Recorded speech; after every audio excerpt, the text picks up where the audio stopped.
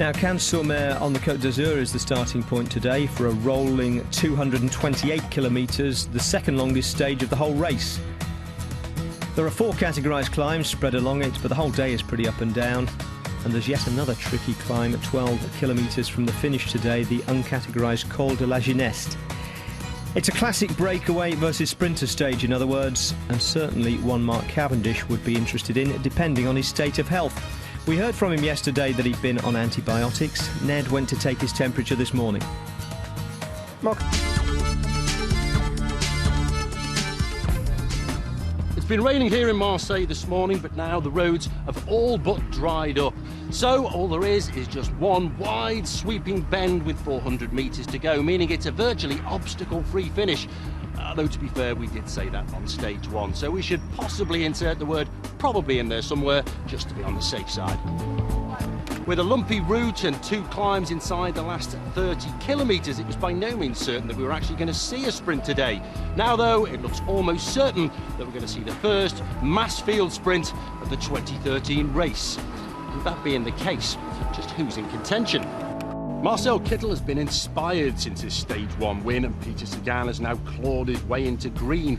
But I think it's an ideal finish for old rivals Andre Greipel of Lotto Belisol and Omega Pharma Quickstep's Mark Cavendish. The Manxman's been talking about being ill over the last week. Well, there's no better medicine for an ailing sprinter than a stage win. We look out from the helicopters now. At the front there, it is Sylvain Chavanel trying to drag Mark Cavendish back up to the leaders of the day and then put him in a position to win a stage in the Tour de France. Look at the speed of this man. 2 days ago, he celebrated his birthday. You're looking here now at speeds of 50 miles an hour on this descent, 80 kilometres an hour downhill. This is not a technical descent. These are big, massive sweepers that these riders are going around. 10 kilometres to go now, 6.2 miles. Not very far to the finish, is it? Especially at these speeds as they're running off here. Now they'll be accomplishing a kilometre every minute, as maybe slightly less as we go downhill at this speed. 2 first-timers are out in front. 10 kilometres for the peloton. The sprinters will now have to start moving up, but there's still time to reshuffle the pack once we get into Marseille. It is a tortuous trip across the city. Everybody now trying to move up, but boy, there's a lot of people believing that Mark Cavendish can win this stage because his whole team, Mark is the one in the white jersey, his whole team has moved to the front now, and this is the team that Mark Cavendish has said he thinks is the most traditional cycling team in the world, and he's so happy to be riding for them. Mark Cavendish, by the way, is riding in the jersey of the British road racing champion, so his colours are different. It's the red, white and blue bands on a white jersey. The other white jersey up at the front at the moment is Kwiatkowski of Poland, mixing in there with him.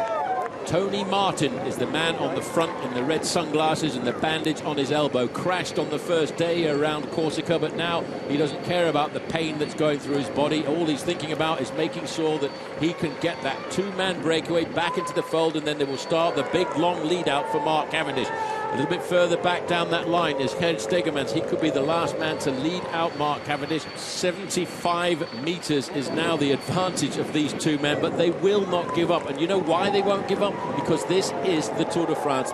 But I think this young 20-year-old Alexei Lutsenko in that turquoise jersey, he is destined to be a star of the future, and he's put time between himself and Redza. But we're in the marshalling yard now, and the trains are lining up in the front of that peloton. They are all forming their individual lines with their sprinters hooked up on the rear. Well, I tell you what, Phil, that Cannondale could be a cannonball when they launch the salvo on the run into the final kilometre. But what a show of defiance here. 20 years of age, but you know, I think it's all over bar the shouting. We're just inside of the 5 kilometre to go ball, but this man has got an incredible courage. 20 years of age, not concerned at all about the speed that the peloton can finish off with. 4.5 kilometres, that's all to the finish. We are into the streets of Marseille. We've been here many times before in the Tour de France, and this man refuses to back off. The most inexperienced rider in the Tour de France. This is his first appearance. It can go on for the next 15 years for him now or more. He looks up and says, oh, they're all behind me. Well, there's a surprise. 20 years of age, Alexei Lutsenko of Astana and Kazakhstan, is back in the field. We are all together at 4 kilometers to go. That man was in the lead for all bar 7 kilometers of this race today. But now it's a day for the sprinters in Marseille, and the trains are all working flat out. This is a very long straight boulevard to the finish from 4 kilometers to go. There is a left-hand bend at 2 kilometers to go around a traffic circle, and then at 500 meters a very fast sweeping left-hander into the last 500 meters of the race. But it's now battle for supremacy. This is the communication going between the riders. They don't want to have your rider swamped at this moment by turning off your pressure. You've got to get the pace nice and high. You've got Vacansoleil. They're looking after their young sprinter, the 19-year-old Danny Van Poppel. On the right, it's Kwiatkowski in the white jersey, but very much a teammate of Mark Cavendish and working for Mark Cavendish to win today. We're hitting 58 kilometers an hour. That's about 37 miles an hour at the moment. We're under the 3 kilometers banner, and look at the public here watching this race into the center of the city of Marseille. Well, Vacansoleil now starting to take up the pace-making. They will be looking after their sprinter, Danny Van Poppel, and he will be lying in the back of that group. But wait for the moment that Omega Pharma Quick-Step start to turn up the throttle just a fraction to stretch out the main field. Keeping it nice and long like this makes the sprint an awful lot safer. But when you slow down, you get guys who think they can sprint coming around the outside and taking crazy risks, and that's when crashes happen on the run into the final kilometers. But they've got the definite trains working together. They're moving all across the highway. It's not always good smooth road like this before they get down to the finish. Orica Green Edge, remember, are mixing it in there. They've got 3 possibilities of the race leader tonight. They've also got a possibility of a stage win. It may have to be from Daryl Impey though. Look at Sylvain Chavanel on the front. That was the left-hand sweeper at 2 kilometers to go to the finish. Communication shouting amongst the riders from Omega Pharma Quick-Step. At the start of the season, Cavendish was always complaining about his team not being good enough, but now I think he's got the team that he wants at 2 kilometers to go. A little more than 1 mile to go, and everybody trying to get through while the sprinters teams are trying to control it just for their man. Lotto Bellassol, who've done a lot of the work today, are believing that Andre Greipel is their sprinter to get through to the finish.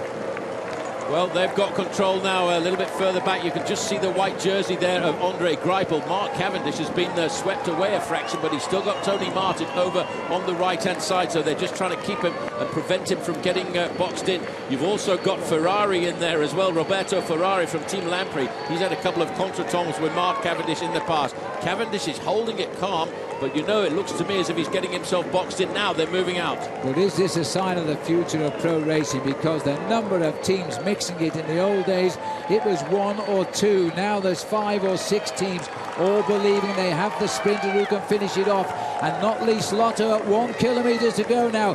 Cavendish, he goes over to the right. He's still got plenty of lead out men on the right.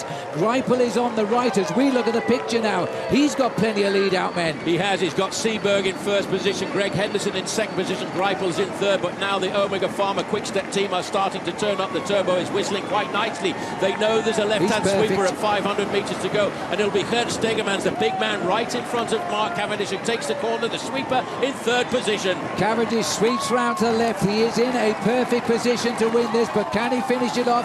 Gert Stegeman starts, but the interruption comes from Lotto Bellassol. As they look for each other, they're looking for Greipel, but behind Stegmans is the smaller figure of the British champion Mark Cavendish. Is this going to be number 24? Because you never stop the missile when you fire him this close to the line. Cavendish comes up towards the line. He's challenged by Greipel. 2 ex-teammates, shoulder to shoulder. Mark Cavendish gets it. The first win of this year's Tour de France. He's 24th in history, and a terrible crash have touched the line on the run-in. Well, that was just around that final sweeping bend. It was safe up at the front end of the main field, but this is just how dangerous it can be on the run into the finish line. Michael Shaw, the champion of Switzerland. Maxime Bouet, who lives here in Marseille, is on the right of the picture. I know his wife is waiting here at the finishing line, number 83 there. That's a great shame, but Mark Cavendish will have known nothing about that. He has won his first stage of the Tour de France this year. which, since he's never won fewer than 3 in a Tour de France, is unlikely to be his last this year. Now, it looked quite close head-on with a long lens. You need the helicopter shot, really, to see how dominant Mark Cavendish is. A storming lead-out from Gert Steegmans, a man fast enough to keep going and win himself, as he did a few years ago when he was working for Tom Bonen. And then, once Cavendish hits the front, the best efforts of Edvald Boasson-Hagen, Andre Greipel and Peter Sagan make no real impression. Although Sagan's jump did take him past Greipel and helped his long-term ambitions for the green jersey. So there is the result: Cavendish, Boasson-Hagen, Sagan, Greipel. Then the sprinter with the fastest name in the world, Roberto Ferrari, followed by Alexander Kristoff, Juan José Lobato and Ramūnas Navārdauskas. Now, the crash in the final straight, as you might imagine, is a bit more complicated to break down. But it looks as though Mark Cavendish's lead-out train may well have inadvertently contributed to it. Here's Matteo Trentin doing a great job as last man but one, leading around the final bend and then peeling off, having given everything and going quickly back through the bunch. Now watch the rider in FDJ Blue, who is Nasser Bouhanni, coming from the left of your screen behind Trentin, seeming to cross his back wheel and coming down. That's crash number 1. Then, as brakes are touched in the pack behind, see the red, black and white jersey of Jürgen van den Broek seem to clip the wheel of a white Argos rider, and as he goes down, he takes down Michael Scher in the red and white Swiss Champions top. Meanwhile, Nasser Bouhanni's bike has skidded all the way across to the right-hand barrier, where Vasil Kirienka of Sky manages to stop. But look inside and behind him as Maxime Bouet is hit by Bouhanni's trailing leg and he's launched into the air. And sadly for Bouet, that looks like the end of his Tour de France. He headed straight to the mobile X-ray unit at the finish, and when he came out he was in a wrist cast and in tears. Fortunately, the word so far, at least, on the other men who came down is that there is nothing by way of injuries that will threaten their continued participation in the race. And no suggestion either that Matteo Trentin was to blame for it all, just trying to identify the finger that touched the first domino in the sequence.